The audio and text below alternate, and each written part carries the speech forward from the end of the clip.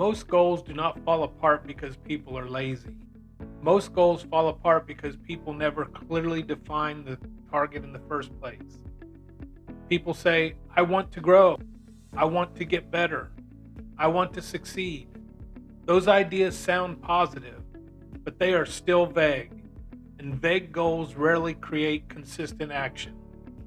Very few of us stop long enough to define what success really looks like, so the effort becomes inconsistent, the decisions become emotional, and eventually motivation fades because there was never a clear direction. Strong leaders approach goals differently.